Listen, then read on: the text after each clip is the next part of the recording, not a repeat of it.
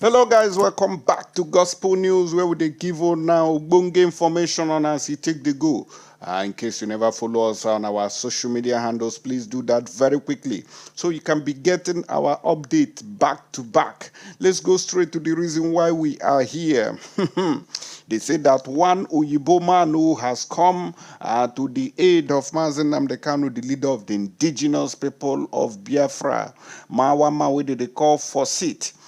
They say that the man is seeking the suspension of Nigeria from Commonwealth over the illegal detention and extraordinary rendition of Nnamdi Kanu. Muna for here will no be small matter. This matter it don't reach the international stage now. Nigeria don't jam gbese. For seat seeks Nigeria suspension from Commonwealth over illegal detention of Kanu. Tinubu, say na Buhari pass this ball give you, and you no one listen to understand what is going on and understand that the rule of law must prevail for there to be justice. You need to give justice to this country. If not, your government now so they go they push them up and down like tuke. Before we give on a full details of that one, maybe we go another side. They say one police inspector say don't move in colleague. Say the man AK-47 go give all these Fulani terrorists when they collect money, they move people anyhow inside the country. I say, well, if the Nigerian government cannot provide for the security forces, what do you expect? What do you expect? Waiting be this. Even some police say they are complaining that they have not received salaries for how many months now? Why do you think that they will? Why do you think that they are not looking for any opportunity to cash out? Look at this one here. May not just be like saying they accuse the Nigerian police. You see here, they say Nigerian police officers allegedly connive with armed robbers to cut away valuables from Shagamu community in Ogun State. You can imagine that this is how our Nigerian police, so how they are doing. Criminals everywhere. After they go say they pursue criminals. Who told you that? Now they say one Oyibo man, where they call Fawcett, say the man don't blast Nigerian government over the illegal detention of the leader of the indigenous people of Biafra, where they call Nnamdi Kanu. Remember that Nnamdi Kanu was kidnapped from Kenya in 2021. Am I correct? Yes. Where he went for a business where we never find out, they said that the Nigerian security forces, with the help of some kind Kenya Kurukere people, go capture the man, come put him inside one Yeye prison there. The government of Kenya don't deny, say they don't know anything concerning this kidnap. So they take kidnappers Nnamdi Kanu from Kenya. I can't wonder how that is possible. Say we go enter another country, go kidnap a citizen from there. A British citizen for that matter, say the government no go know, airport officials no know, security officials, they don't know up till now. They say they come use fighter private jet, they carry Nnamdi Kanu come off for that place, come carry and come back to Nigeria.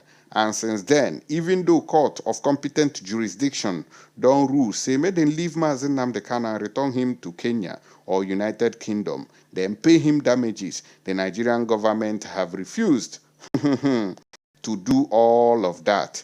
And today, the thing don't they cause a lot of katakata inside Nigeria. So this man now, when they look for screen there, he said, no, this nonsense cannot continue. That Nnamdi Kanu must regain his freedom for peace to be in Nigeria. And these Oyibo people are still one more puma for this matter where they cause the arrest of this man, because this is not the first time that Nnamdi Kanu is going through this inhuman condition. They don't arrest him before. And I know, say, if Nnamdi Kanu come out this time, say, I'll marry fail, then he go know how he go to handle this situation. Because he be like, say, Nnamdi Kanu, he dey pity the Nigerian state. Say, if he didn't strike or something go spoil. I know, say, he go know waiting he go do. It just be like Wagner Group for Russia now, we say they don't retreat, they don't halt their storming of Moscow. I say, may they no push you come off from window. I'm sure of that. Now we think they pray for Prigozhin. I be waiting that they call him. So, but kudos to you, Sha, for calling for his release anyways. And moving away from there quickly, let me play you the video of Airpeace. I know say Mebu and Mebundi Ibo na Nigeria is unbelievable. And some of us, we still they criticize these people. Say, when I know they talk the rating, oh, what if they talk and waiting go happen? They will press their neck. That's why listen to Airpeace manager will be Allen Onyema. He said Airpeace doesn't have capacity. The same Airpeace, when the entire world shut down during the lockdown in 2020 because of COVID-19, Airpeace went to China on 3 occasions, bringing back Nigerians. That is a 14-15 hours non-stop flight, deploying our 777s to go ahead to bring Nigerians back to their homeland proudly 3 times. Yet Airpeace doesn't have capacity. Airpeace went to India 12 times, bringing Nigerians. Most Nigerians that went to India didn't have money to even pay Ethiopia to bring them back. I deployed my jets. Airpeace deployed our jets. We went there, and those we brought back later put it in a newspaper to thank us. We brought them back to their country free of charge. We did 12 sorties to India. Yet Airpeace doesn't have capacity. Airpeace went to Thailand, brought Nigerians back. Airpeace doesn't have capacity. Airpeace went to Malaysia, brought Nigerians back. Airpeace doesn't have capacity. Airpeace went to Indonesia, brought Nigerians back. They don't have capacity. In Malaysia, Indonesia, Nigerians went to the embassy, almost attacked everybody because they were stranded. Airpeace deployed, went there and brought them back. Airpeace went to South Africa during COVID, brought Nigerians back. Airpeace also went to England, to the UK, brought Nigerians back, went on a second one. The UK authorities say, oh no, you don't come again. They cancelled whatever they gave us, the permit they gave us. I paid for Nigerians, I hired a European carrier to bring them back. The federal government of Nigeria praised Airpeace for doing that for love of country. We did others. We don't have capacity. During the xenophobic attacks, Nigerians were being killed. Nigerian shops were being raided. Nigerians were being dehumanized in South Africa. I felt bad. He had told some people that it was a public stunt. Which kind of public stunt? This is how I've been. I have to be proud of myself, if not said, in this country. Without Allen Onyema, maybe Boko Haram would have been a child's play. What happened in Niger Delta? I brought up myself. I initiated the program with my own funds, brought the entire University of Rhode Island Center for Nonviolence and Peace Studies, paying hundreds of millions, bringing the entire faculty here to train and transform militants with my own money. I was doing it for several years, from 2005 to 2008, until Yaradua came and asked me and Libe, who is this Allen Onyema? I have a security report that this guy is decimating militancy. And they brought me. The rest is history today. I've always contributed to the well-being of this country.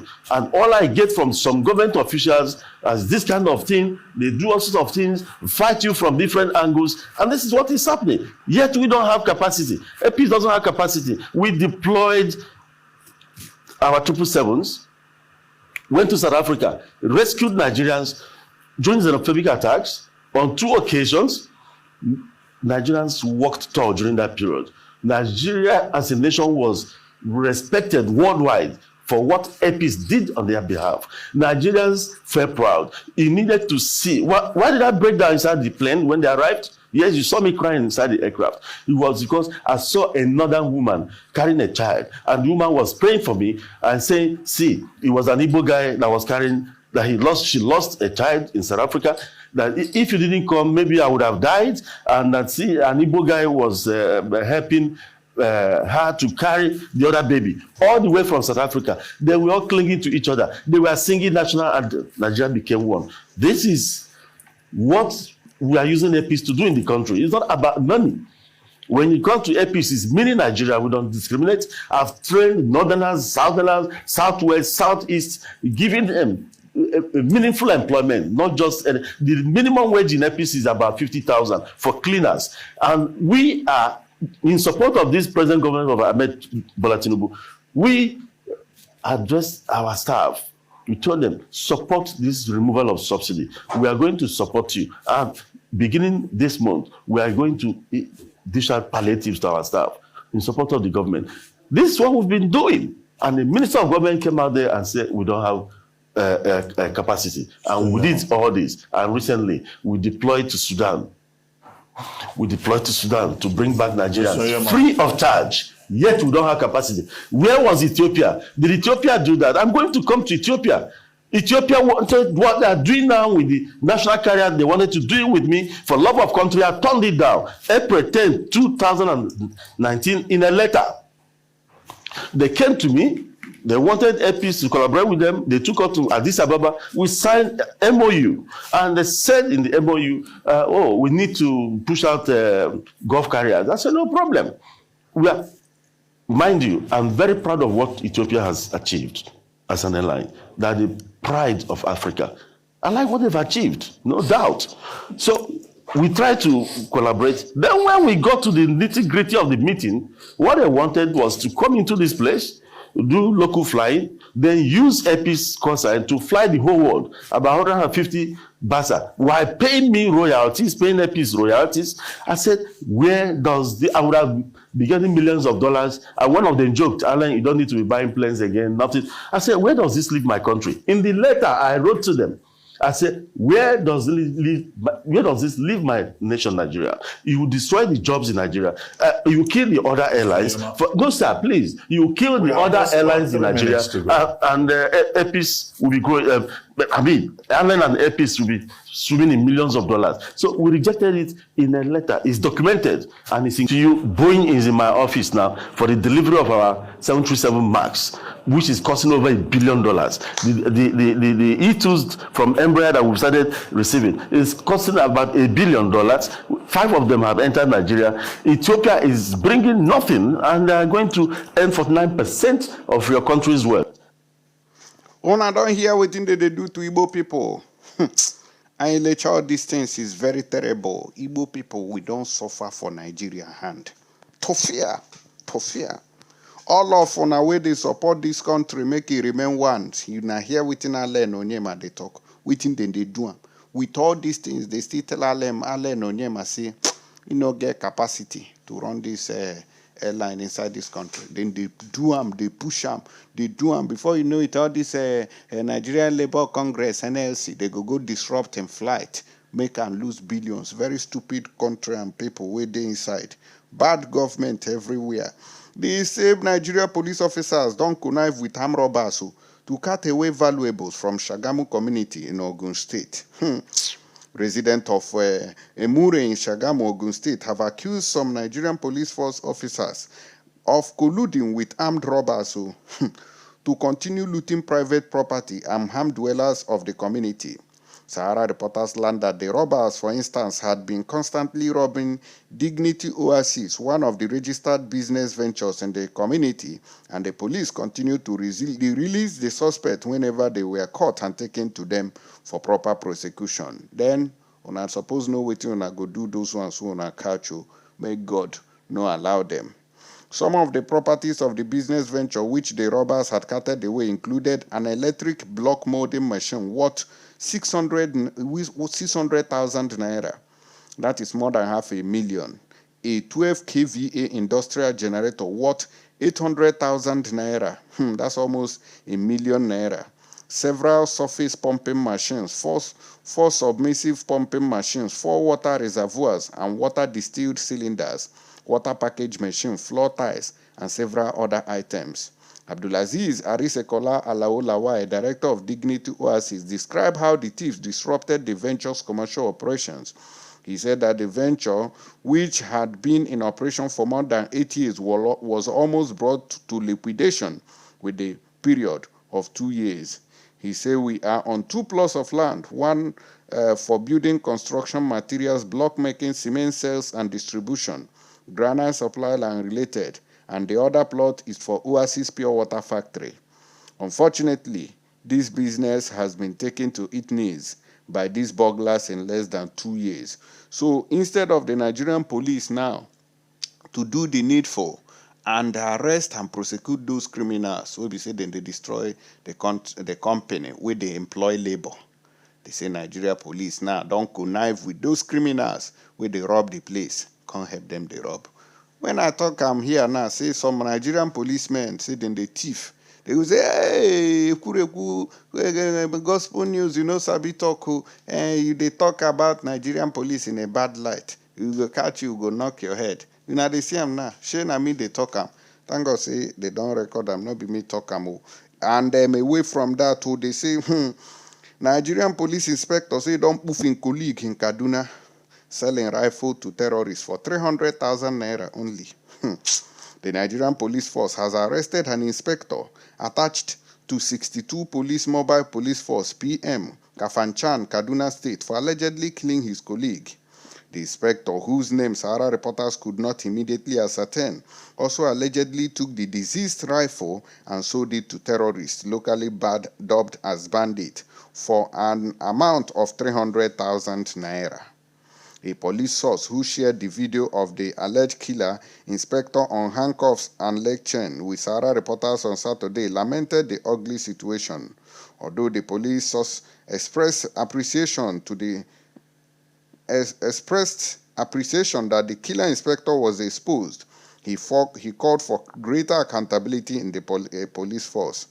In a 30 seconds video seen by Sahara reporters, some policemen were overheard saying, "This one," referring to the killer inspector, "is the most wicked soul." Meanwhile, there are other suspects that were with the inspector in the video, which Sahara reporters could not immediately ascertain whether they were the bandit he allegedly sold the rifle to. A message attached to the video read, "An inspector from 62 PMF Kafanchan, Kaduna State, killed his colleague, collected his gun and sold it to bandit for 300K. God has exposed him and his gang." The same police, they know the fee pay their officers. So, meanwhile, Sahara reporters' effort to speak with the police force public relations officer CSP Olumuyiwa Adejobi on the incident were unsuccessful, as he did not take his calls as at the time of filing this particular report. Now, una dey see am. Na hunger they make all these police people, they do all these things. No be say our police people or Nigerians na criminals, but the government when we get, na then be criminals, na then they thief us, na then they rob us. Can't they make the poor man go the thief within they no suppose thief? Una dey see am. So I beg una there I won't end this particular episode. But the thing with them they do Igbo people, no good at all. If they want sanction Nigeria, make them sanction them from Commonwealth. Their own, they don't too much. I'll see you guys on the next update. Stay tuned and God bless.